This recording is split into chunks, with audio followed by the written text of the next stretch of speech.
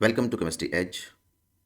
देखिए, board exam आपके complete हो चुके हैं और अब जिन बच्चों के पास बायोलॉजी सब्जेक्ट है वो डेफिनेटली नीट एग्ज़ाम के लिए प्रिपरेशन कर रहे हैं। बहुत से ऐसे बच्चे हैं जो स्कूलिंग के साथ नीट का एग्ज़ाम दे रहे हैं।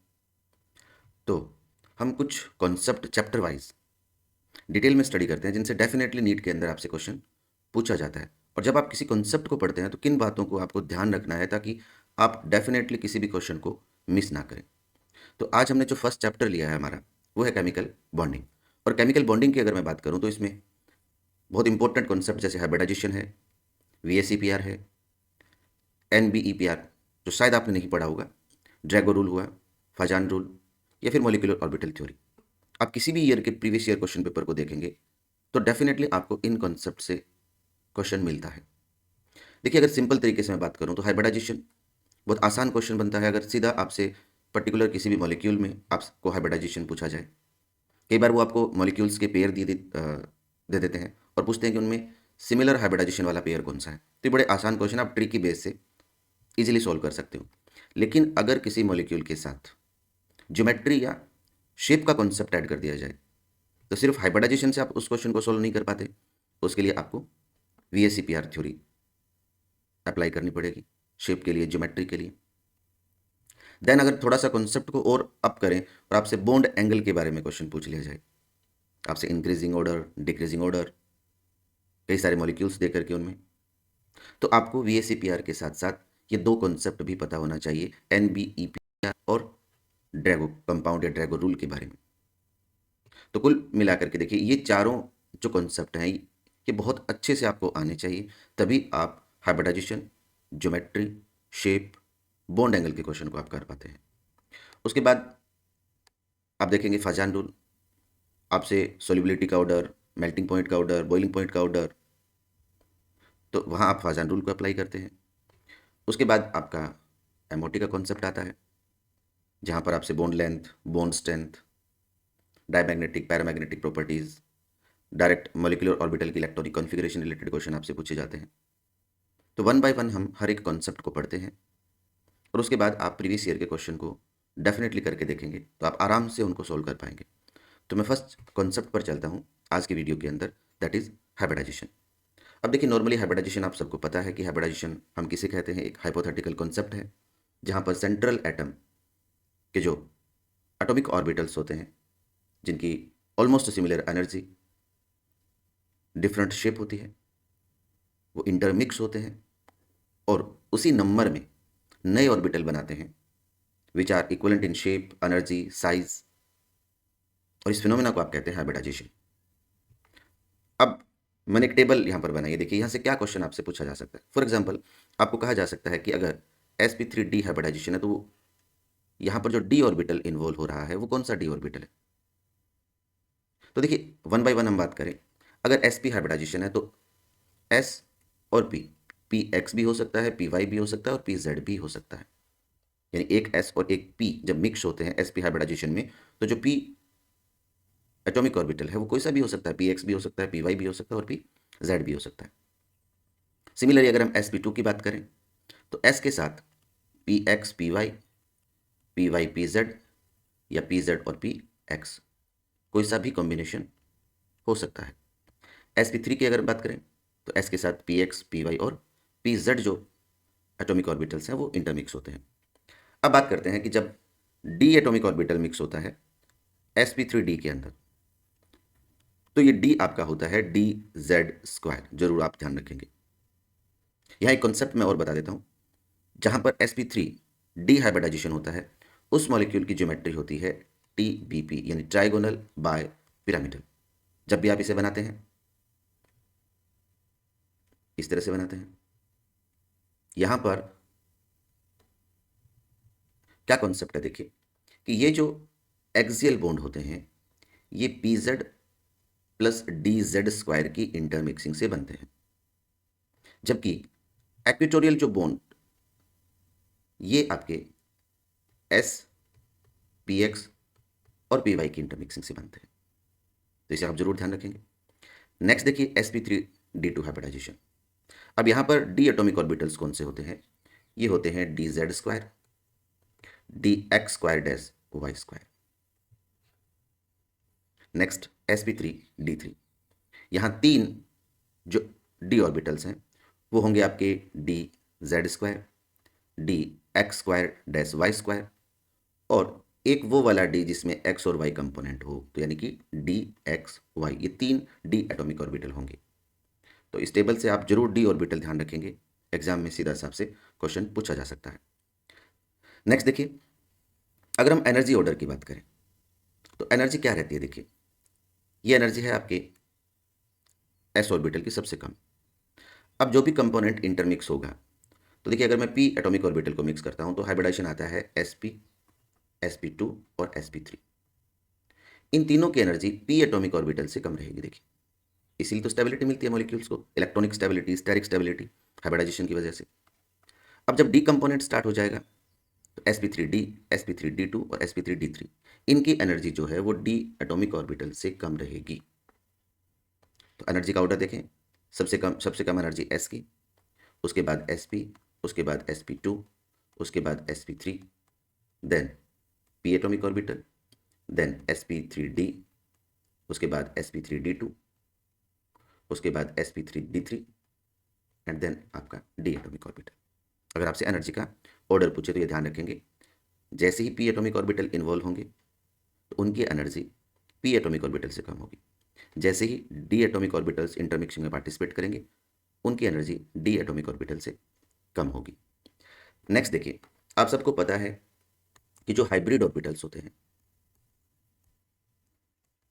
They always form sigma bond, लेकिन यहां पर इसका एक एक्सेप्शन भी है। अगर मैं इस मॉलिक्यूल की बात करूं जो आपने डेफिनेटली पढ़ा होगा, ये आपकी बेंजीन है और यहां अगर आप ट्रिपल बॉन्ड लगाते हैं तो इसे बोला जाता है बेंजाइन। यहां जो ये पाई ऑर्बिटल बना हुआ है, सॉरी पाई बॉन्ड जो बना हुआ है, यहां दो sp2 और sp2 की मिक्सिंग की वजह से ये बना हुआ है। तो ध्यान रखेंगे बेंजाइन में जो पाई बॉन्ड है, एक पाई बॉन्ड है, वो बना हुआ है sp2 की ओवरलैपिंग से, that is the exception. Sigma bond बनाते हैं हाइब्रिड ऑर्बिटल, पाई बॉन्ड नहीं बनाते हैं, बट एक एक्सेप्शन इसका बेंजाइन है। तो ये आपका एनर्जी ऑर्डर और एक एक्सेप्शन हो गया। चलिए नेक्स्ट देखते हैं। अब हम नेक्स्ट देखते हैं कि आप कैसे आइडेंटिफाई करते हैं हाइब्रिडाइजेशन को। देखिए बड़ा आसान सा तरीका है, मैं मेथड फर्स्ट लेता हूं। देखिए अगर आपको कार्बन या ऑर्गेनिक कंपाउंड के अंदर हाइब्रिडाइजेशन निकालना है तो बड़ा सिंपल सा आपको पता है कि अगर कार्बन सिंगल बॉन्ड बना रहा है तो आपको पता है sp3 है, एक डबल बॉन्ड तो ये sp2 है, अगर एक ट्रिपल बॉन्ड बना रहा है तो यहाँ हाइब्रिडाइजेशन sp है, या फिर दो डबल बॉन्ड अगर बना रहा है तो आपका हाइब्रिडाइजेशन क्या होता है, यहाँ पर sp होता है। ये फर्स्ट मेथड बड़ा आसान सा मेथड है, नॉर्मल स्कूलिंग करने वाले बच्चों को भी पता है। नेक्स्ट हम बात करते हैं जहां पर स्टेरिक नंबर हम कैलकुलेट करते हैं, मेथड सेकंड में बता रहा हूं। सेकंड मेथड में आप एक फॉर्मूला ध्यान रखेंगे, n जो हमारा स्टेरिक नंबर है is equal to half v plus m minus c plus e। अब देखिए v क्या है, जिस सेंट्रल एटम में आप हाइब्रिडाइजेशन निकालना चाहते हैं उसमें number of valence electron, number of valence electron in central atom.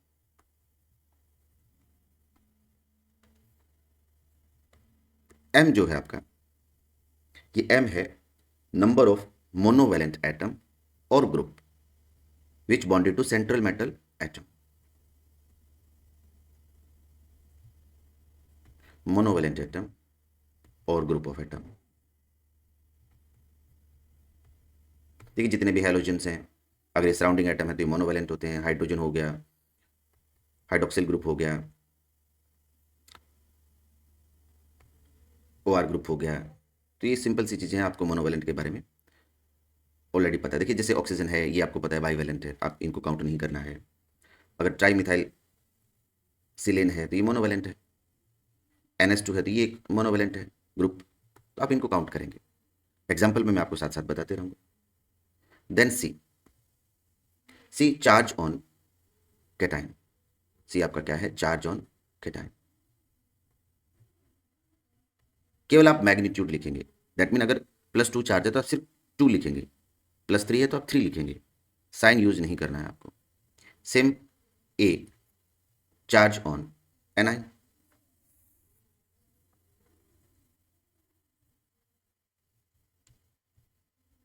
केवल आप मैग्नीट्यूड यूज करेंगे।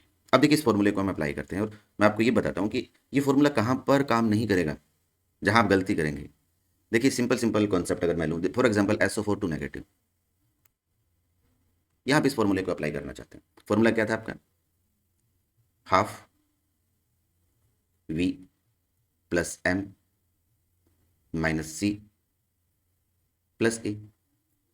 अब देखिए सल्फर में वैलेंस इलेक्ट्रॉन होते हैं 6।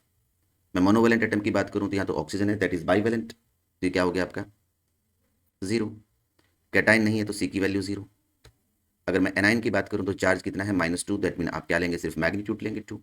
आप प्लेस करिए यहाँ पर, हाफ 6 प्लस 0 -0 +2, तो जो n की वैल्यू आएगी वो आएगी 4 का मतलब sp3। तो देखिए अगर n की वैल्यू आती है 2, इसका मतलब sp, n की वैल्यू आती है 3 यानी sp2, n की वैल्यू 4 यानी sp3, n की वैल्यू 5 आती है, इसका मतलब sp3d, n की वैल्यू अगर 6 आती है तो sp3d2, और अगर n की वैल्यू 7 आती है तो हाइब्रिडाइजेशन आपका होगा sp3d3। एक और मॉलिक्यूल्स पर मैं अप्लाई करता हूँ, for example I3 negative, iodine valence shell में नंबर ऑफ इलेक्ट्रॉन की बात करें 7, मोनोवैलेंट की बात करें तो हेलोजन जब सराउंडिंग एटम होता है तो मोनोवैलेंट होता है। अब यहाँ एक सेंट्रल एटम है तो 2 बच गए आपके, और वो क्या हो गए, सराउंडिंग एटम हो गए।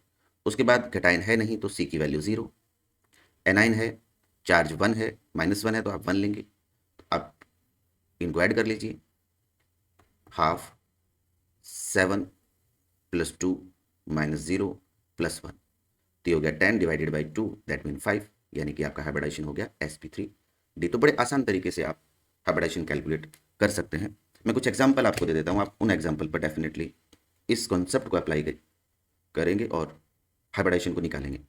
फॉर एग्जांपल ClO3 नेगेटिव आप अप्लाई करें, PCl4 positive, PCl6 negative, XeF3 positive,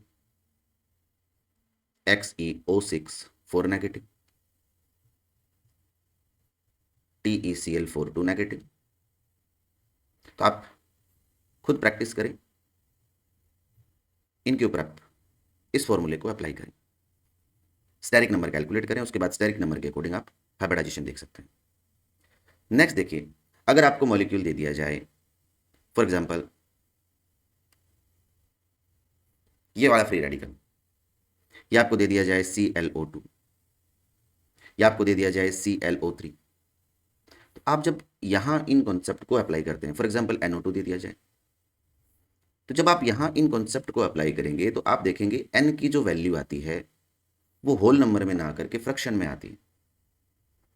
मैं पहले इसके लिए कैलकुलेट करता हूं, देखिए half V number of valence electron, अगर मैं कार्बन में वैलेंस इलेक्ट्रॉन की बात करूं तो ये वैल्यू हो जाएगी आपकी 4। मोनोवेलेंट एटम की बात करूं, हाइड्रोजन मोनोवेलेंट है 3, कोई चार्ज नहीं है तो इस वैल्यू हो जाएगी आपकी 0, तो यहाँ आपकी वैल्यू आएगी 3.5 n की वैल्यू। अब आप हो सकता है ये सोचें कि भाई 3.5 को आप होल नंबर में कन्वर्ट कर लेंगे तो ये 4 आ जाएगा, और 4 आएगा तो ये हाइब्रिडाइजेशन हो गया sp3। अगर आप यहाँ पर ये कॉन्सेप्ट, दो बातें हो सकती है, देखिए आप इसको डिक्रीज भी कर सकते थे, आप इसको इंक्रीज भी कर सकते थे, हो सकता है आप 3 मान करके चलेंगे तो आप हाइब्रिडाइजेशन निकालेंगे sp2, दैट मीन 2 पॉसिबिलिटीज यहाँ पर क्रिएट होती हैं। आप चाहे किसी भी मैंने यहाँ पर 4 मॉलिक्यूल्स आपको बताए हैं। अब इनमें खास बात क्या है कि ये ओड इलेक्ट्रॉन स्पीसीज हैं। अब ओड इलेक्ट्रॉन स्पीसीज अगर होती है तो आपको किन बातों का ध्यान रखना है, आप थोड़ा ध्यान से सुने मेरी बात को। मान लीजिए मेरा कोई मॉलिक्यूल ZAN है, जहां Z के पास एक ओड इलेक्ट्रॉन है।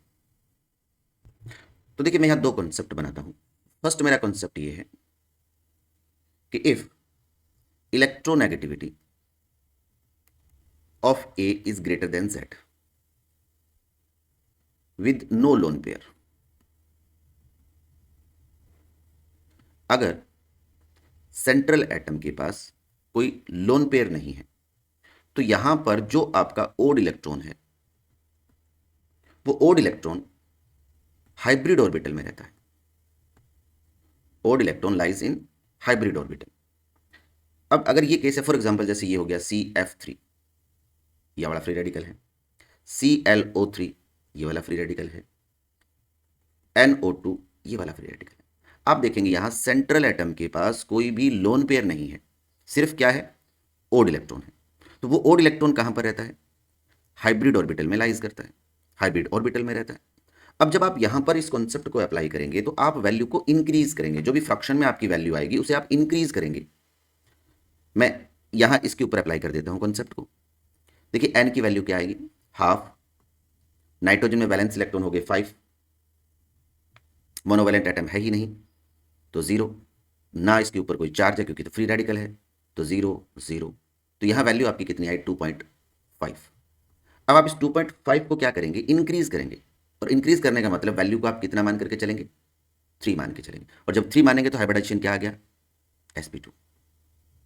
सेकेंड कॉन्सेप्ट देखिए, अगर Z और A की इलेक्ट्रोनेगेटिविटी ना तो बहुत ज्यादा है और ना ही इक्वल है, किसके, Z के, या फिर क्या कॉन्सेप्ट बने कि जो इलेक्ट्रोनेगेटिविटी ऑफ A है that is greater than Z with lone pair, with loan pair on central atom. दो केसेस में बता रहा हूं कि जब इलेक्ट्रोनेगेटिविटी में बहुत ज्यादा डिफरेंस नहीं है। फॉर एग्जांपल इस तरह के, जैसे ये हो गया आपका मिथाइल फ्री रेडिकल हो गया, आप किसी सेकेंडरी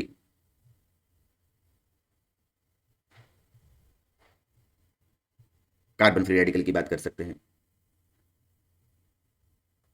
आप इसकी बात कर सकते हैं टर्सरी कार्बन फ्री रेडिकल की, या फिर जैसे फॉर एग्जांपल ClO2 ये वाला है आपका, इसी तरह से NO हो गया आपका। अब यहां खास बात क्या है कि जो भी सेंट्रल एटम है उसके पास लोन पेयर है और साथ साथ में क्या है, ओड इलेक्ट्रॉन है, क्योंकि ओड इलेक्ट्रॉन स्पीसीज हम पढ़ रहे हैं। इन केसेस में आप क्या करते हैं, देखिए वैल्यू को डिक्रीज करते हैं, क्योंकि यहां पर जो ओड इलेक्ट्रॉन है वो ओड इलेक्ट्रॉन रहता है आपका अनहाइब्रिड ऑर्बिटल के अंदर।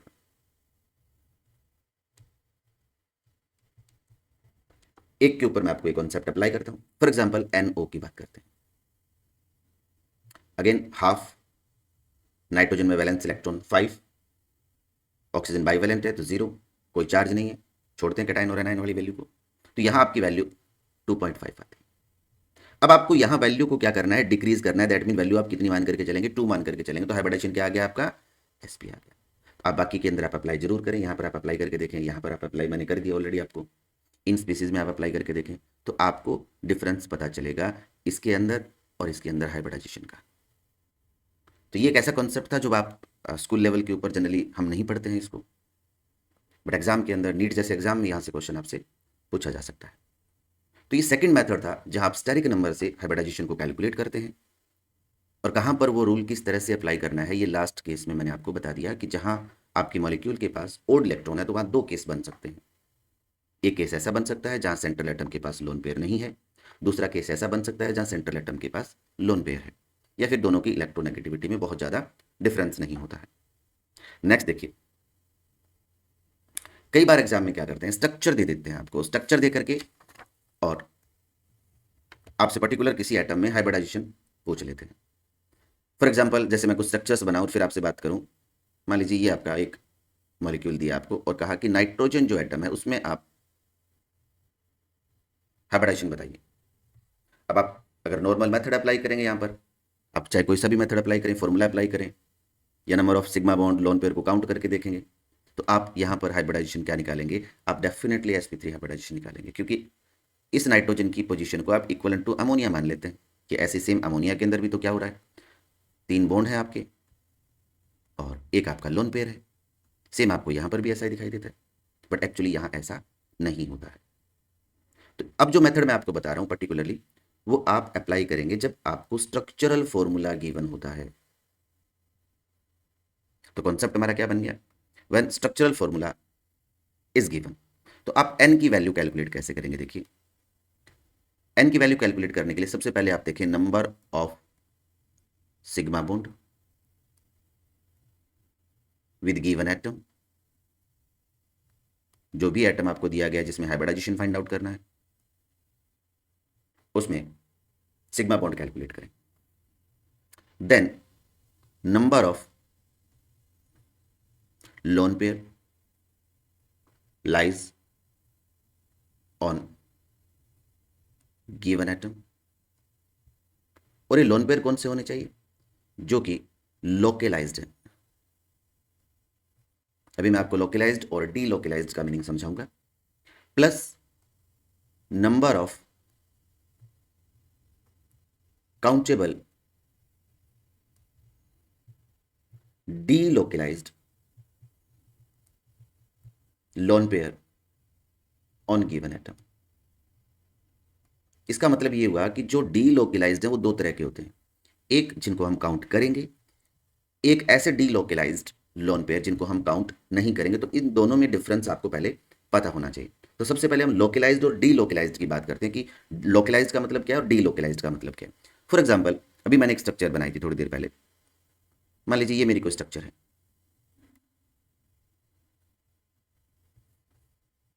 यहां पर मेरे लोन पेयर हैं। अब देखिए, आपको पता है ये पार्टिसिपेट करेंगे रेजोनेंस में, इसका मतलब ये क्या हुए? डीलोकेलाइज्ड,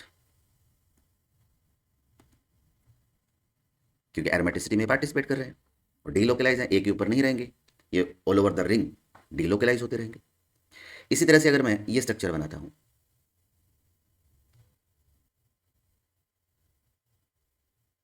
अब यहां देखिए, ये जो एक पेयर ऑफ इलेक्ट्रॉन्स है आपका लोन पेयर जो, वो तो डीलोकेलाइज्ड है, और ये क्या है आपका? ये पार्टिसिपेट नहीं करता है, तो ये लोकेलाइज्ड हो गया। अब आप लोकेलाइज्ड का मतलब समझ गए होंगे कि ऐसे इलेक्ट्रॉन जो रेजोनेंस में पार्टिसिपेट नहीं करते, उस पर्टिकुलर एटम पर ही रहते हैं, उन्हें हम बोलते हैं लोकेलाइज्ड। और जो रेजोनेंस में पार्टिसिपेट करते हैं, किसी चार्ज को स्टेबल करते हैं, एरोमेटिसिटी क्रिएट करते हैं, उन्हें हम बोलते हैं डी लोकेलाइज्ड इलेक्ट्रॉन्स। तो नेक्स्ट देखिए, ऐसे इलेक्ट्रॉन्स जो डी लोकेलाइज है बट नॉन काउंटेबल कब होंगे या काउंटेबल कब होंगे, उनकी अगर हम बात करें तो जितने भी लोकेलाइज्ड हैं वो सारे के सारे आपको काउंट करने हैं, काउंटेबल होते हैं वो। और डी लोकेलाइज्ड जो इलेक्ट्रॉन्स होते हैं वो दो तरह के हो सकते हैं, एक काउंटेबल और दूसरे होते हैं आपके नॉन काउंटेबल। बस ये मीनिंग आपको समझ में आ गया तो आप किसी भी स्ट्रक्चरल फॉर्मूला अगर आपको गिवन है तो आप हाइब्रिडाइजेशन आराम से निकाल सकते हैं। तो सबसे पहले मैं बात करता हूं कि नॉन काउंटेबल कौन से होते हैं। देखिए, उन लोन पेयर को आप काउंट ना करें जिनकी वजह से एरोमेटिसिटी क्रिएट होती है, नंबर वन। जैसे कि ये इलेक्ट्रॉन है, अभी एरोमेटिसिटी को क्रिएट कर रहे हैं, डीलोकेलाइज में है बट आपको काउंट नहीं करना है क्योंकि ये एरोमेटिसिटी क्रिएट कर रहे हैं। सेकंड, आप ऐसे डीलोकेलाइज्ड इलेक्ट्रॉन को काउंट ना करें जो डीलोकेलाइज्ड होकर के किसी चार्ज को स्टेबल कर रहे हैं।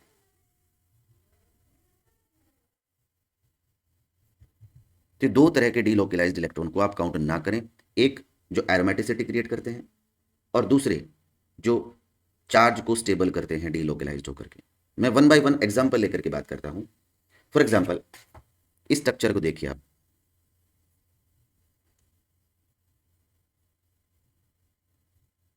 यहां जो लोन पेयर आपको दिखाई दे रहा है नंबर वन, ये डीलोकेलाइज्ड है।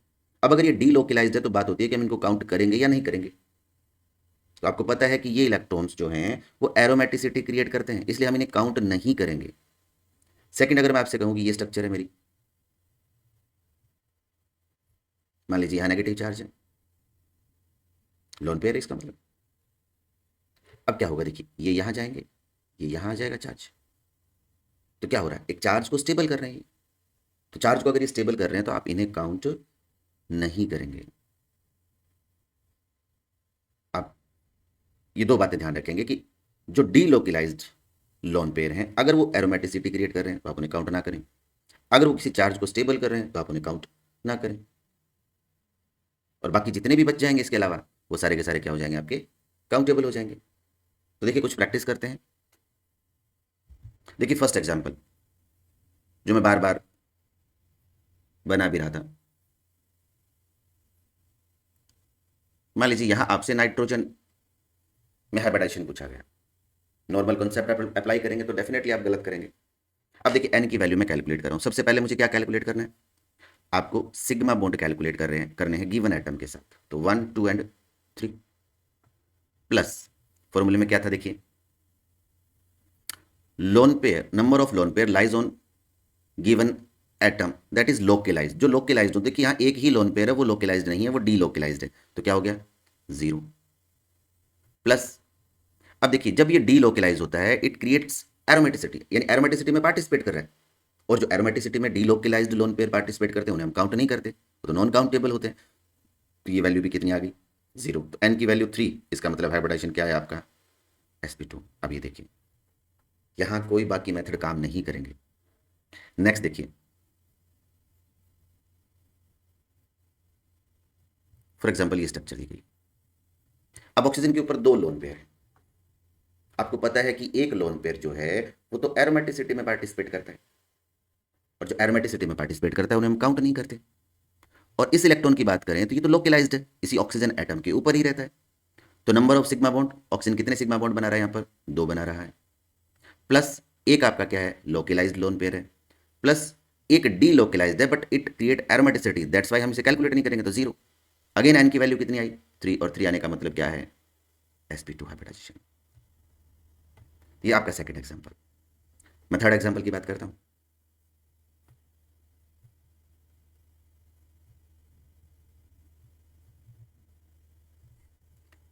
सिग्मा बॉन्ड कितने हैं, एन के साथ सिग्मा बॉन्ड है आपके 2, प्लस लोकलाइज्ड, ये जो इलेक्ट्रॉन है ये एरोमेटिसिटी क्रिएट नहीं करते हैं, नंबर हो गया 1, प्लस डी लोकलाइज्ड है ही नहीं 0। अगेन जो आपका हाइब्रिडाइजेशन निकल के आएगा यहां पर वो क्या आएगा sp2 आएगा। नेक्स्ट देखिए,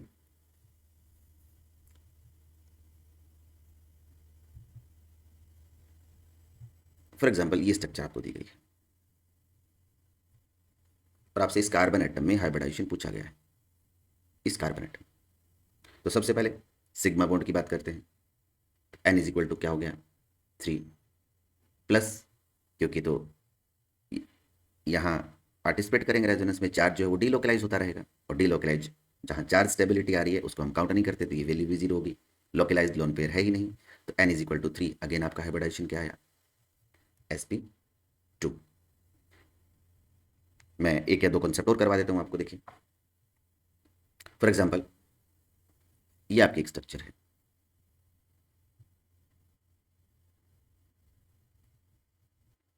यहां दोनों ही एटम में हम कैलकुलेट करेंगे,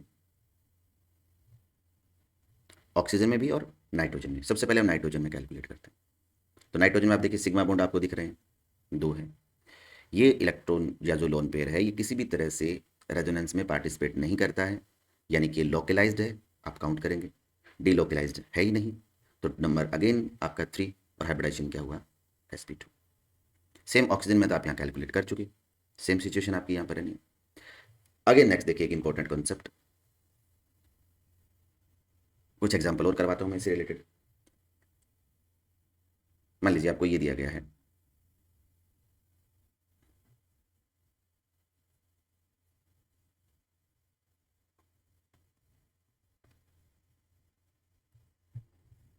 नाइट्रोजन में आपको हाइब्रिडाइजेशन कैलकुलेट करना है।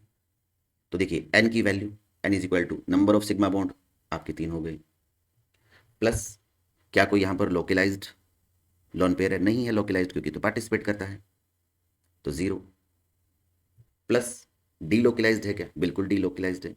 क्या वो एरोमेटिसिटी क्रिएट कर रहा है, नहीं, ये रिंग तो आपकी ऑलरेडी एरोमेटिक है, तो 1 यानी कि काउंटेबल है।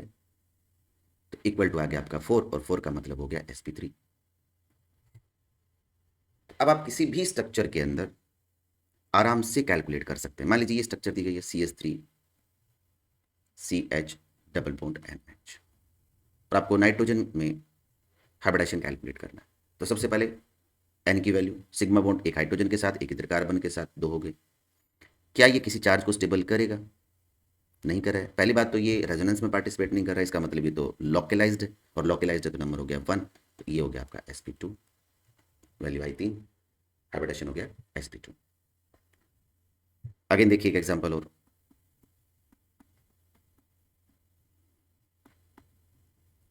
यहाँ इस कार्बन का हाइब्रिडेशन देखते हैं। Sigma bond n is equal to number of sigma bond 2 हो गए, प्लस जो लोन पेयर है वो डेफिनेटली यहाँ पर लोकलाइज्ड है, ये हो गया 1, तो टोटल वैल्यू होगी 3, और 3 का मतलब हो गया sp2। तो देखिए बहुत ही शानदार कॉन्सेप्ट है कि जब आपको कोई भी स्ट्रक्चर दी गई है, स्ट्रक्चरल फॉर्मूला दिया गया है और उसमें किसी पर्टिकुलर एटम का हाइब्रिडाइजेशन पूछा गया है, तो आप नॉर्मल मेथड अप्लाई नहीं करेंगे। जैसे यहाँ पर आप अगर नाइट्रोजन पर नॉर्मल मेथड को अप्लाई करेंगे तो आपका हाइब्रिडाइजेशन क्या आएगा, sp3 आएगा, दैट इज रॉन्ग। आपको क्या कैलकुलेट करना है, सबसे पहले number of sigma bond calculate करने हैं, उसके बाद आपको लोकलाइज्ड लोन पेयर की संख्या कैलकुलेट करनी है, उसके बाद आपको डी लोकलाइज्ड लोन पेयर देखने हैं और उनमें काउंटेबल कौन से होंगे। तो नॉन काउंटेबल मैं 2 केस बता चुका हूँ कि कौन से नॉन काउंटेबल होंगे, बच जाएंगे वो सारे के सारे काउंटेबल होंगे। अगर ये एरोमेटिसिटी में पार्टिसिपेट कर रहे हैं और ये चार्ज को अगर स्टेबल कर रहे हैं तो आप इन्हें काउंट ना करें, और इसके अलावा जो डीलोकलाइज्ड हैं आप उनको काउंट करेंगे। तो देखिए ये था आपका हाइब्रिडाइजेशन का कॉन्सेप्ट, जहां बिल्कुल सिंपल क्वेश्चन मैं आपको पहले भी बता चुका हूं। आपको पेयर ऑफ मॉलिक्यूल देकर के सिमिलर हाइब्रिडाइजेशन वाला पेयर पूछ सकते हैं, डिसिमिलर हाइब्रिडाइजेशन वाला पेयर पूछ सकते हैं, तो बड़ी आसानी से आप क्वेश्चन को कर लेंगे। लास्ट जो हमारा कॉन्सेप्ट था जहां स्ट्रक्चरल फॉर्मूला दिया गया है, तो ये मैंने आज आपको एक्सप्लेन कर दिया। अब इसके अलावा अगर हाइब्रिडाइजेशन के साथ शेप या ज्योमेट्री का कॉन्सेप्ट जोड़ेंगे तो मान के चलिए आपको पढ़ना पड़ेगा VSEPR थ्योरी, और अगर वहां बॉन्ड एंगल का कॉन्सेप्ट और दे दिया जाए, यानी मॉलिक्यूल देकर के हाइब्रिडाइजेशन और बॉन्ड एंगल का इंक्रीजिंग डिक्रीजिंग ऑर्डर आपसे पूछा जाए, तो VSEPR के साथ साथ आपको NBEPR और ड्रैगो रूल के बारे में पता होना चाहिए डेफिनेटली। तो कल की क्लास में हम डिटेल में इन 3 टॉपिक की चर्चा करेंगे, VSEPR, NBEPR और ड्रैगो कंपाउंड या ड्रैगो रूल्स। मैं उम्मीद करता हूँ आपको क्लास पसंद आई होगी, बहुत अच्छे से मन लगा करके आप अपने नीट की प्रिपरेशन करते रहें। अगर आपको ये वीडियो वैल्यूएबल लगी हो तो अपने बाकी दोस्तों के साथ शेयर करें और चैनल को सब्सक्राइब करें। Thank you.